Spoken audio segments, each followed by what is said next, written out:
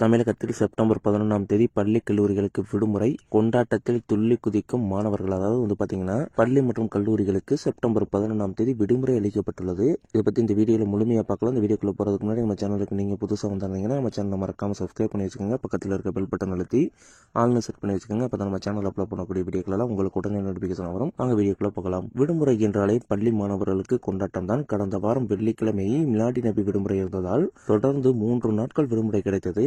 இனி காலாண்டு தேர்வுக்கு பிறகு கிட்டத்தட்ட 11 நாட்கள் தொடர் விடுமுறை கிடைக்கும். ஆனால் அதற்கு முன்பு ஏதாவது விடுமுறை கிடைக்குமா என மாணவர்கள் காலாண்டரை பார்த்து வருகின்றனர். இந்நிலையில் செப்டம்பர் 11ஆம் தேதி சிவகங்கை ராமநாதபுரத்தில் உள்ள பள்ளி கல்லூரிகளுக்கு விடுமுறை அளிக்கப்பட்டுள்ளது. அதாவது ராமநாதபுரம் மாவட்டம் பரமக்குடியில் வரும் 11ஆம் தேதி தியாகி இமானுவேல் சேகரன் 68வது நினைவு நாள் தினம் அனுசரிக்கப்படுகிறது. இதையொட்டிதான் இந்த விடுமுறை அறிவிக்கப்பட்டுள்ளது.